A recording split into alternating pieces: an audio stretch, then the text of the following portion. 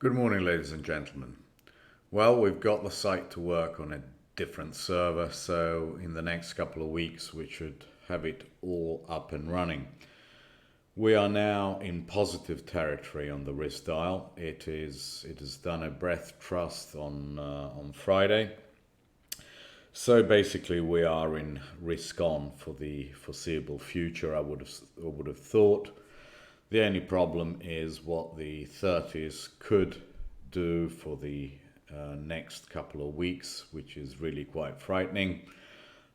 So without further ado, let's go and have a look at what the yield curve is saying and what the bonds are saying, because it could be truly volatile in the bond market, much less so in equities.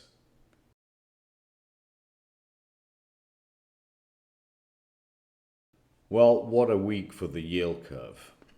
This is the current pricing and the pricing a week ago. You can see that the yield curve has basically pivoted around the twos. The twos are almost unchanged while everything else went up, and we have this kink in the tens. But otherwise the yield curve is almost flat from twos out to certainly 20s, and it's going to get flat against 30s as well. It is a monumental move, and one which it could resolve in different ways and for different reasons. The yield curve could be going positive. Okay, and that is going to be very significant, because what that means is that the bond market is actually anticipating a long period of yields being north of 4.5%, with a positive slope, i.e. 30s could easily get now to 5%, 5.25%, 5.5%. So a normal yield curve where the lowest point is the twos, and they are anchored around the Fed terminal rate of, call it anywhere between 4.5% and 5.25%. That is naturally data dependent, and everything else goes higher in yield than the twos.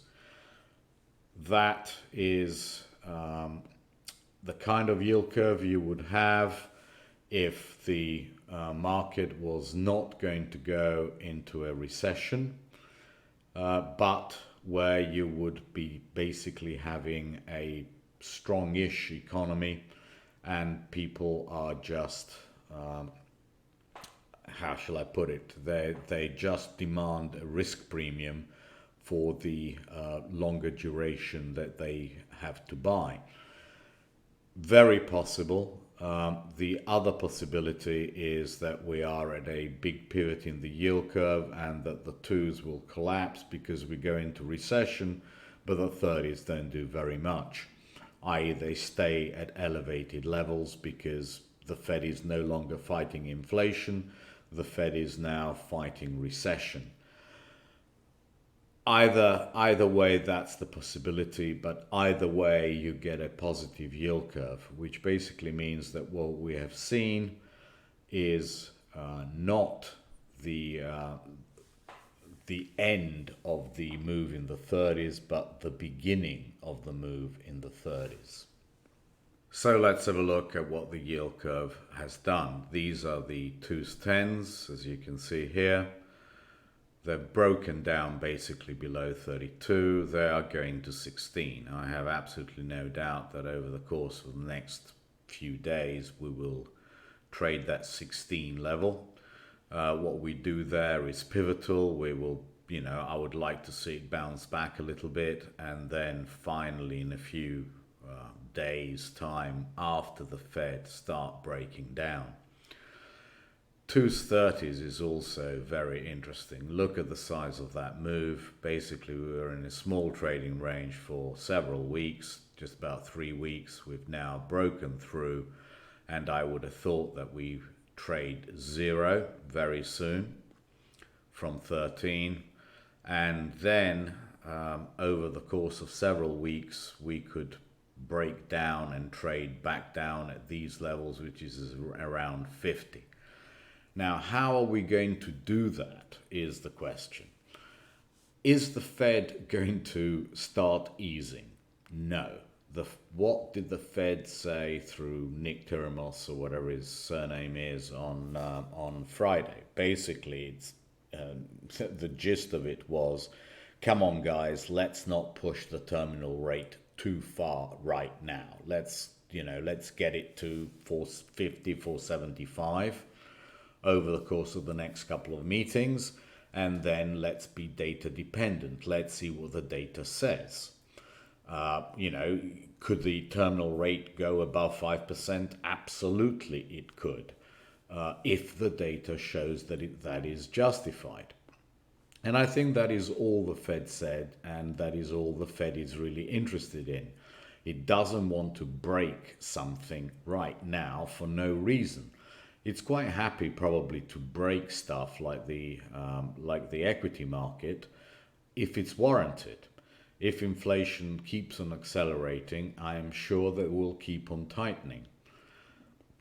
But what the bond market doesn't like is this idea, or I think it's an idea that it's put in its head all by itself, that the Fed wants to pivot. The Fed does not want to pivot. The Fed just wants to do things in an orderly manner when they are justified and if they're justified, rather than just rushing to tighten above 5% for basically, no reason whatsoever. I still think that they will do 75 on the whatever it is, 2nd or 3rd of November, and I still think they're going to do 75 in December, because I don't think the data will be good enough for them not to do 75.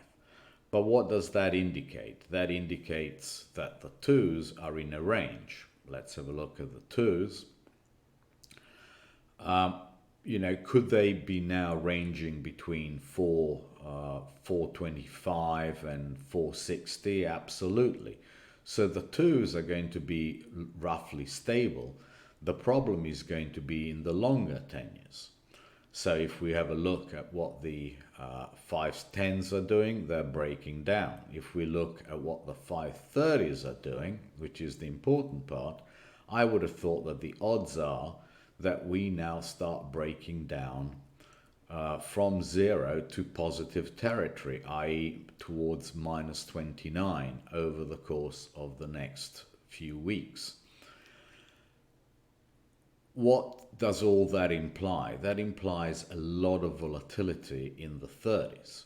Let's have a look at the 30s. They just keep on going. You can not really see anything on a daily chart. You have to look at a weekly chart, and even that is not good enough. And then you have to have a look at a monthly chart.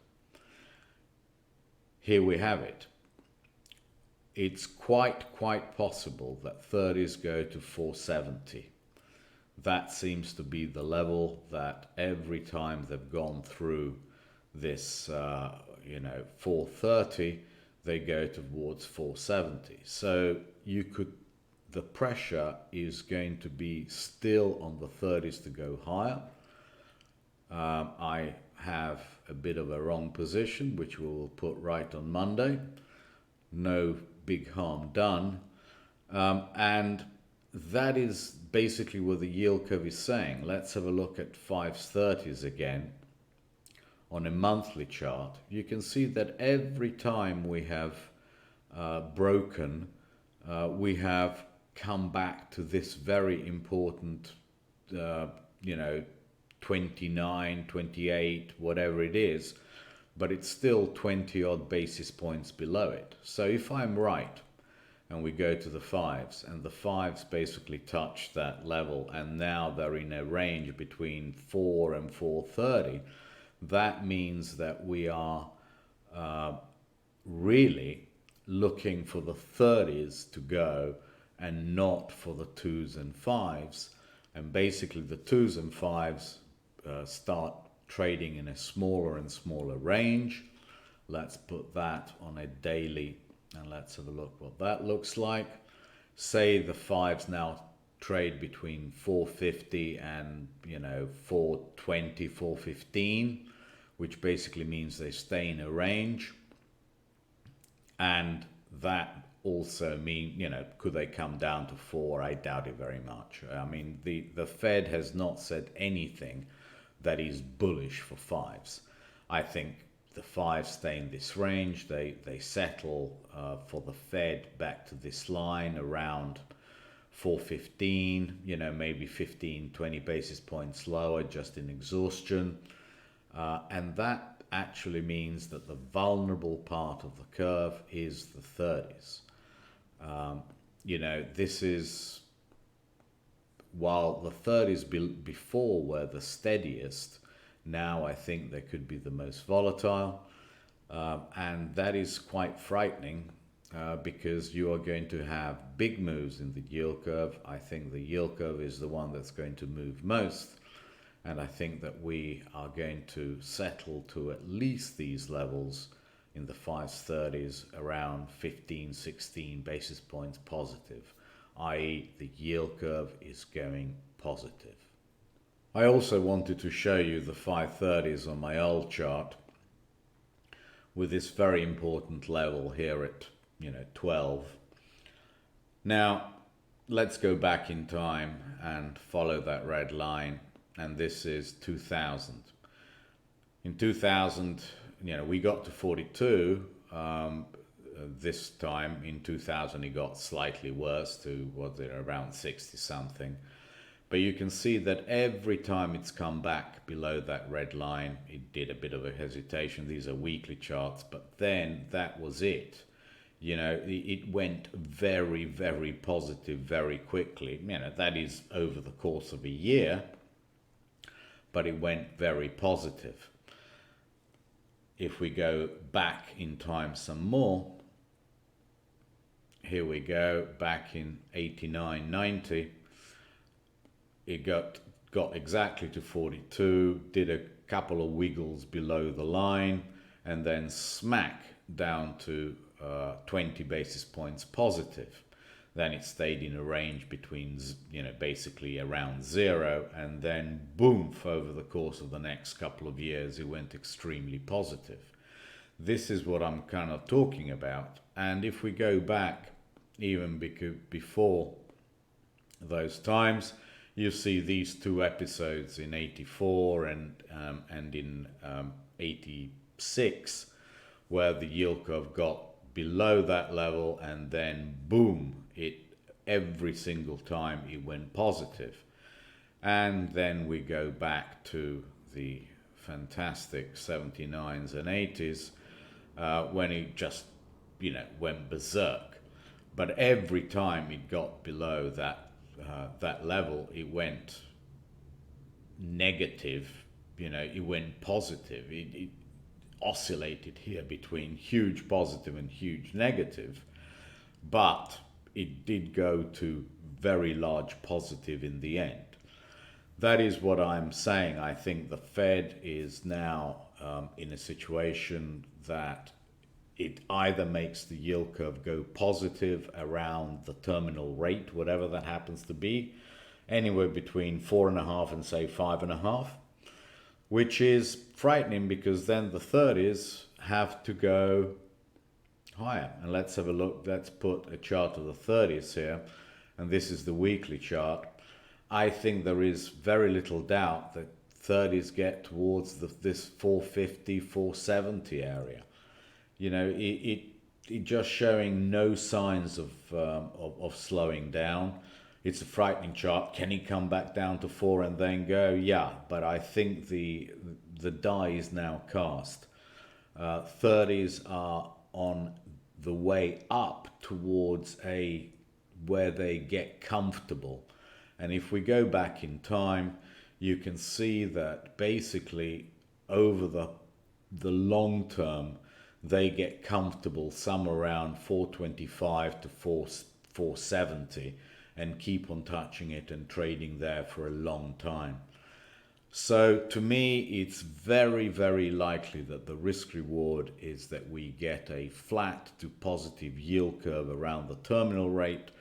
Could be anywhere between 4.5 and 5.5, but I would have thought that it's got to be north of 4.5, and therefore I think that the 30s are going to surprise a lot of people by how nasty they can move, or how, sort of just as twos and fives start doing a little bit better and people anticipate the whole curve doing better, boom, the 30s go and do something nasty and really scare people.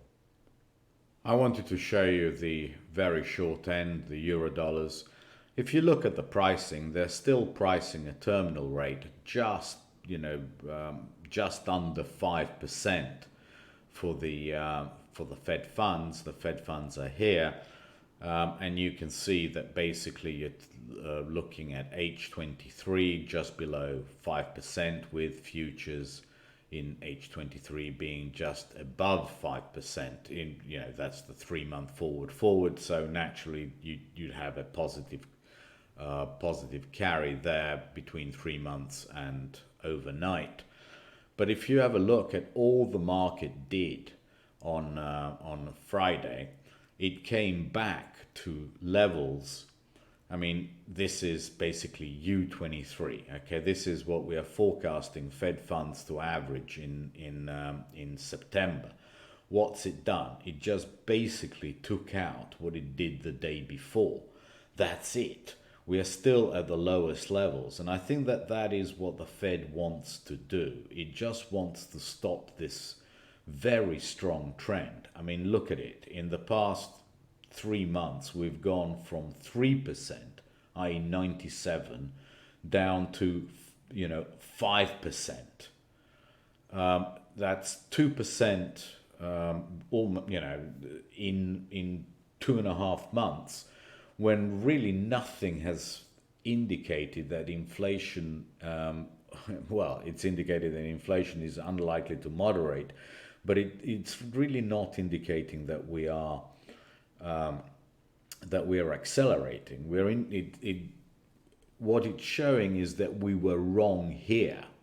Okay, not that we are wrong here. There is no reason to accelerate now.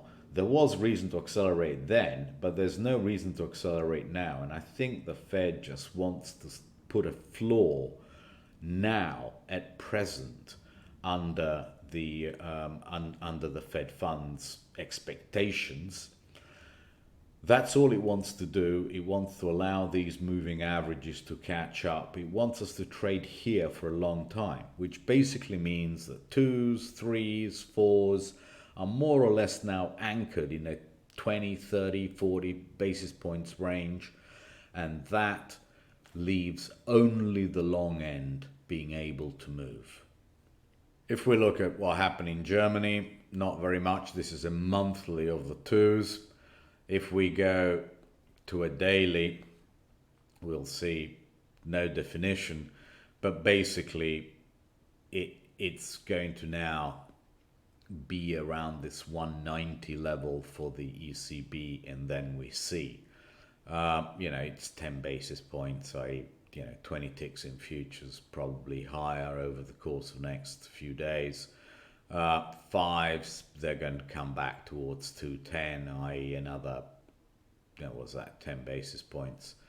10s are going to do very little.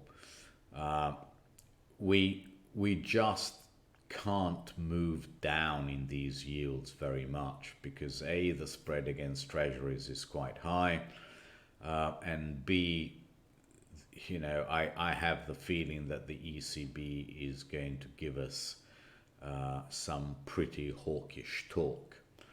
It's very, very unlikely that we can that we are anywhere near a terminal rate in the European markets, and it'll be interesting to see what the ECB thinks the terminal rate is.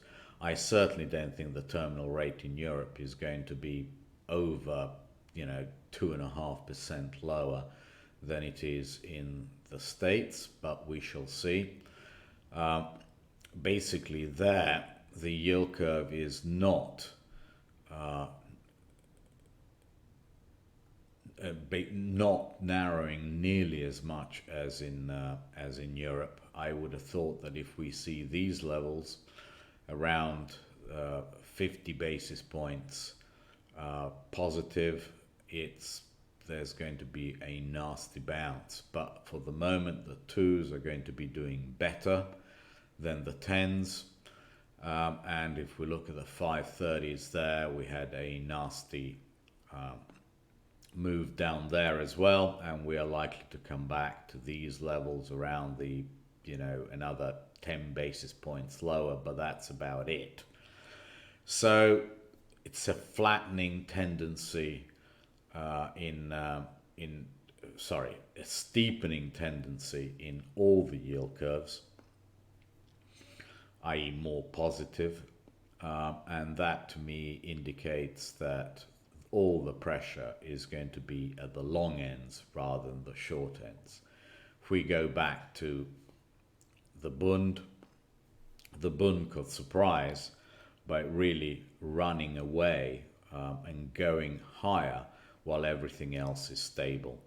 And certainly the 30-year could do very much the same kind of thing, i.e. not the Buxel could just wait a few days here and then break higher towards 280.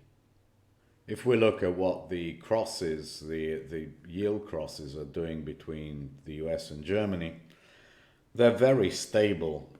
I mean, 255 on 2s is obviously a very important level, but I don't think it's going to go much lower for the time being. I think we are basically in a stable relationship at the moment, and 5s, we are quite stable, and the one that keeps on surprising me is the 10s, which actually is, to me, every time it gets to 190, the risk reward is for a lot lower, to at least 170. So I'll be looking at that next week, and I don't think we get there anytime soon. Certainly not before ECB, but after ECB, if we're anywhere close to it, I'm going to smack it again. And I think that eventually it breaks a lot lower, simply because inflation is it is a worldwide phenomenon. It's not contained in the US. And if the Europeans want to strengthen their currency, which I think they do, the only way to do that is to get this spread to come and trade below 150. To me, the risk reward here at 190 of going long 10 years and short the Bund is overwhelming.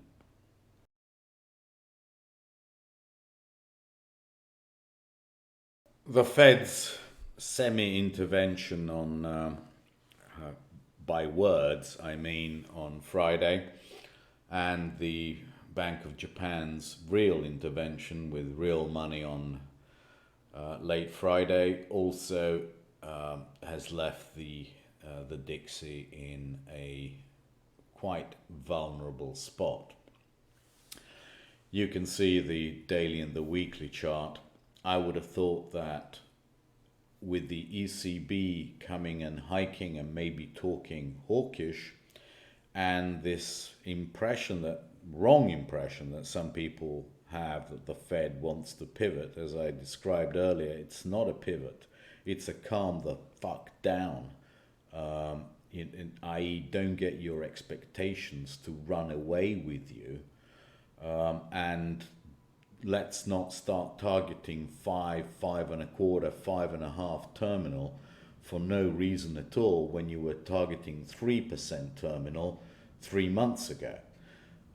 What has really happened in the last 3 months to indicate that we should double or almost double our terminal rate? Basically, the market was underpricing. What I was saying is it was underpricing, and it's now overshot, and it's basically shot itself in the foot. As simple as that. So what are we likely to do? We're definitely likely to come down and trade this 109.29 level in Dixie. I would have thought that that is now your swing, because we have definition there on the dailies. First of all, 111.31, absolutely. But I would have thought it comes back over the course of the next 3 or 4 days, trades 109.29 and then bounces off it.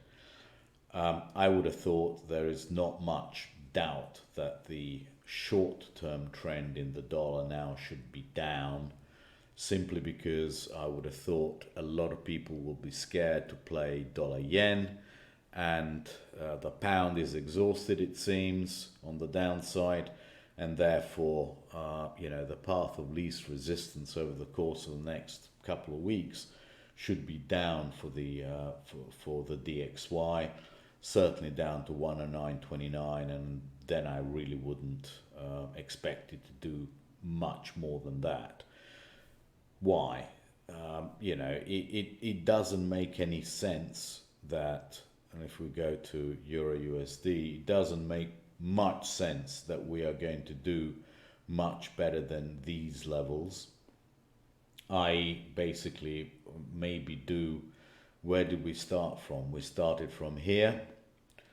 So this is the downtrend.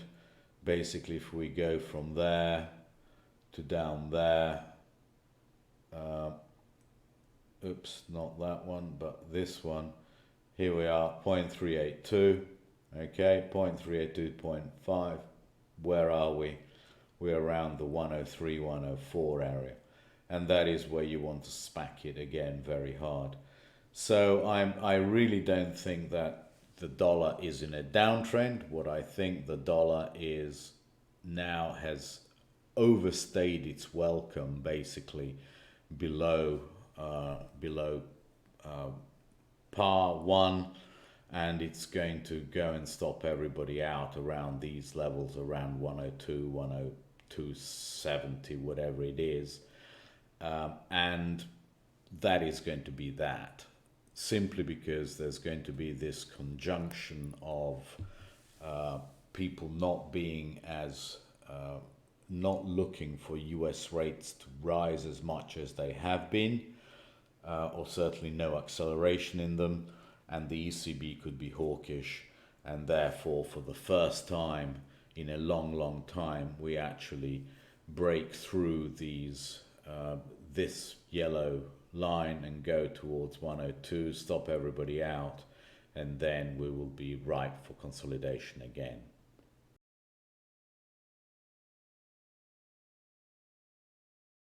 What does all this mean for gold? Well, if you're going to get a bit of a positive curve in, or certainly no more pushes towards negative in the US, and if you are going to have probably a little bit of a weaker dollar, you are basically talking about continuation of this pull me, pull you, which doesn't allow gold to rally very much, but it's not pushing it down that much either, given its technical situation at the moment, that it's quite oversold. A bounce back up towards 1710 would make sense, and there it just sort of faffs around and comes back down. That is all that you could say about gold, that it's in a vast range. Certainly, where is it in real danger of collapsing? Only below weekly closes below 1635, I would have thought. I don't think that's likely to happen at the moment, simply because I don't think the dollar is going to be weak enough, and I don't think that the bond market is going to go up all that much to cause it. Therefore, with inflation expectations where they are, I would have thought that a range trade between 1635 and 1710 to 1732 is all you're really likely to get for the time being. Certainly, I would have thought, this kind of 1732 level is very toppish for gold. At the moment, actually, you know, it could be a buy for the next $70, which is a nice 4 or 5%. If we have a look at what that actually equates to, you can see that basically it's just holding this line against DBC. And it's basically saying that it's neutral against DBC. I have to prefer gold here slightly to DBC. DBC is actually in a downtrend. There's, you know, it keeps on failing to even get to 26.93, and therefore it's likely to push back down and fill this gap around 24. But basically what it's saying, it's not going down very much. It's doing some sort of a flat ABC or something like that.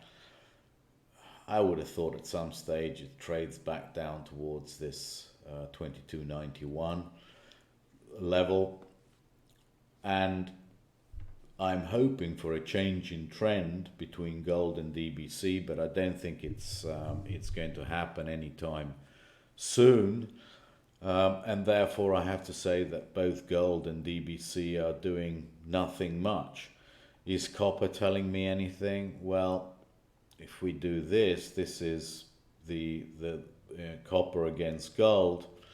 It's not really saying very much at all.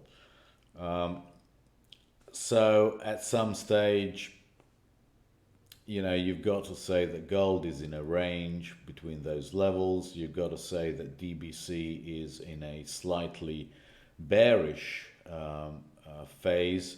And you've got to say that copper is really not saying anything. This is really hardly bullish on a daily. We just can't even push up to the levels that we broke down from, or certainly we can't break into them. It's a range trade with the expectation of some, you know, of retesting these lows at some stage, which all tells me that it's basically none of these commodities are going to move very far. The fact that oil, couldn't even test 97 means that at some stage we turn the 200-day moving average, and we, just as we have turned the hourly.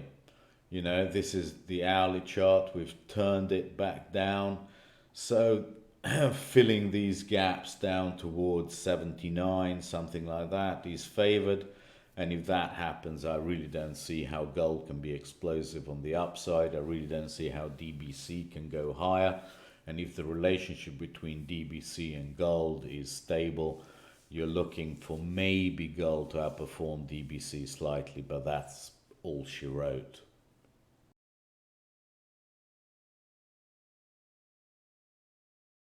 Well, what are the implications of a flat to positive yield curve on equities?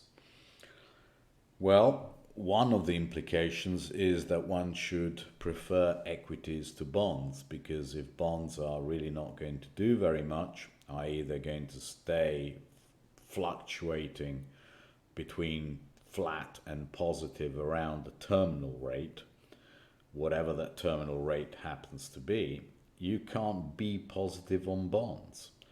And why would the yield curve be positive?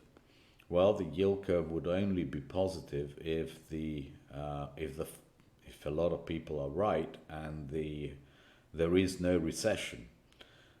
Because if the market starts anticipating a recession, it's going to go for a negative yield curve. It's going to start anticipating inflation coming down and economic activity going negative, and also the Fed eventually cutting rates, whether that happens to be in 2 years' time or 3 years' time or 4 years' time. It's really immaterial. The 2s, 5s would go negative. Certainly the 2s, 10s would go negative, And if I don't think that that is going to happen, but the opposite is going to happen, that means that equities are going to be preferred, which doesn't mean very much. Just because you dislike something less than something else doesn't mean that that is going to go hugely higher. Okay, so this is the monthly chart. And you can see how, SPX hates closing below or above monthly levels. Or if it does, it always comes back. And it always comes back to at least this line, which is 38.61, or that one, which very soon is going to be lower, let's call it here, which is about 39.40, 39.50. That is what SPX tends to do on a monthly basis. If we now have a look at the weeklies and what we are more likely than not to do next week in anticipation of the Fed, is basically try to regain these levels around 38.60 to 39.43 and then come back. I certainly think that this level now, 36.45, is incredibly important, and that is why I told you on Friday, do not be short here, but get long. I got very long, and I think now that the odds of closing below 37.11 are low, are low odds, but higher odds is that we trade 38.61 at some stage next week. I don't think it's going to be fast. I think most of the action has been taken out on Friday. A lot of people got taken to the woodshed, but I would have thought 37.11 to 38.61 is 90% of the trading range next week. I really can't see anything that's going to get us hugely out of that trading range for the time being. We will be preparing for the Fed. We'll be preparing for the ECB. I can't see us getting too bullish. I really can't. But, is that kind of level worth having? Absolutely. Look at this. I would have thought a couple of weeks in that range would do us no harm whatsoever. The implications of a positive yield curve for NQ are that it's going to basically perform less well than SPX, or less well than the Dow. What are the levels? I think it's quite obvious that NQ is unlikely really to break this 11,846 anytime soon, because I don't think the 30-year is going to allow it. Anywhere between, do I think it rallies and fills up these gaps up towards 11,566? Yes, but I would have thought that that is a good level to abandon NQ for the time being. I think NQ is still going to underperform, simply because if you start getting a flat to positive yield curve, the 30s don't move very much, and that is not really hugely supportive of NQ. I mean, it's not a disaster for NQ. It just, just because you don't get a recession doesn't mean you get huge growth in investments. And I just, for the time being, think NQ is not going to be favored. I think you're going to get one of these periods here in the weeklies that it just basically goes up and down, and basically at 11.566 to 11.8, you are not getting a huge bang for your buck. It's just the bonds are really not going to allow you to get that much of a return from buying at 11.8. So I thought anywhere between 11.6 and 11.8, I'm going to get rid of my position in NQ and call it a day for a while in NQ. Well, the VIX finally closed below 30.11 on Thursday, and lo and behold, on Friday you get a rally. It's not what caused the rally, but also it is what gave you the hint that the market was looking for higher prices in equities. What does all that mean? Where is the VIX likely to go, and how much lower can it go? I really don't think it goes much lower than 27, 26, 27, and then it keeps on trying this 3011, which really it gives me the idea that yes, we're going to go higher in equities, but not very much, and it's going to have some pretty nasty dips, i.e. this is not buy now because it'll never be cheaper. This is going to be a range trade in equities for certainly for the next week, and therefore every time we dip to around these levels, 26, I will be a buyer of options. I'll be a better buyer of puts rather than calls. To me, makes perfect sense that we trade down in volatility overall, which basically means that we trade slightly better in the XPX, but not much. So you understand where I'm coming from. I want to show the risk indicators that I have posted here. SPY IEF, i.e. that's like 7-year duration, 6, 7, whatever. Still very much in a range, while SPY TLT has busted out like crazy. Does it tend to stay much above the Bollinger Bands? No, it tends to come back a little bit, which indicates to me the next week we're going to be quite stable in that relationship. But if we have a look at SPY XLY, it's still continuing to do better, saying that XLY is still underperforming, not hugely, but it's still underperforming.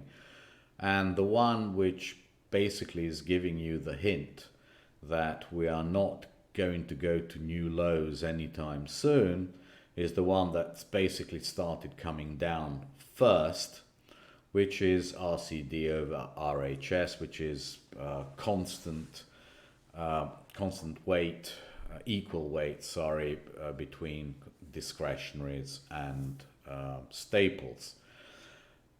Basically, this says that we are in a range and look for higher prices in SPY, but not much higher prices. And SPY PSCD, which is the, and actually I want to show you a monthly chart of that. It's really not breaking up, but it's holding here. It's it's difficult to say what it's going to do next. I mean, I would love it to start breaking higher hard and indicating a recession, but it's just not doing that.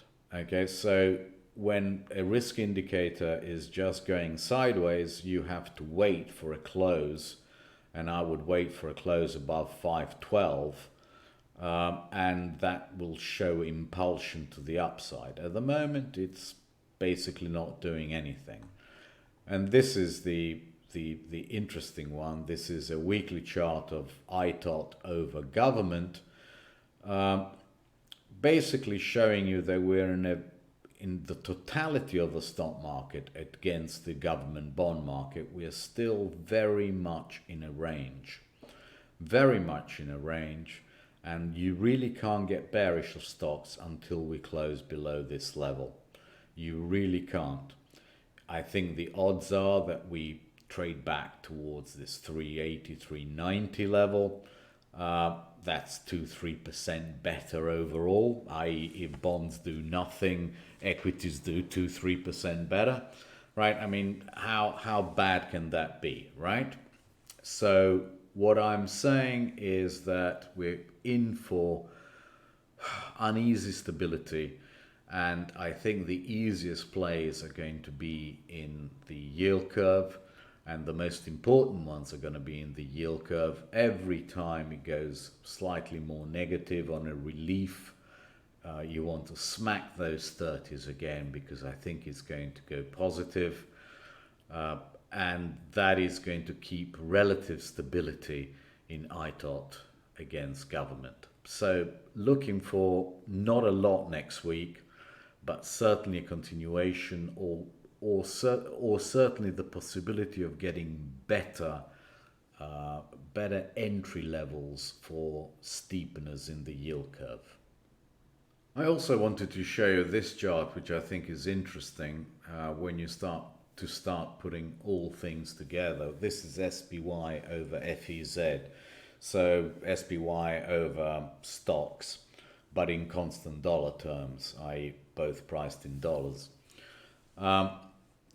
It's interesting to me that everyone's so bearish Europe, so bearish Europe, so bearish Europe, and then since the beginning of the the beginning of the second quarter of this year, we are actually lower, even though the dollar has done what it has done, all the fears about winter in Europe, etc., etc., etc. It's interesting to me that we've gone absolutely nowhere since the beginning of the year. And I mean, not quite the beginning of the year, but the beginning of the second quarter. If we do that on a daily chart, you know, it's getting slightly bearish. Certainly looking to retest these kind of levels. So what that tells me is that the dollar is going to be offered over the course of the next week or so, and that any dip in European equities is a buy, because if I think that US equities are going to be stable, I certainly can't be bearish of European equities, because it looks to me like they are coming down in their relationship against the SPUs to these kind of levels. So you're looking for an outperformance from European equities, whether that comes from basically them being stable against the SPY, and the gains coming from the dollar side, i.e. the euro appreciating, I have no idea. But what it tells me is that you're not going to get massive euro depreciation next week, and also you're not going to get huge SPY outperformance against anything. If anything, it's the other way around. The dollar gets offered, and the SPY is probably gains slightly less, or is less volatile to the upside than European equities.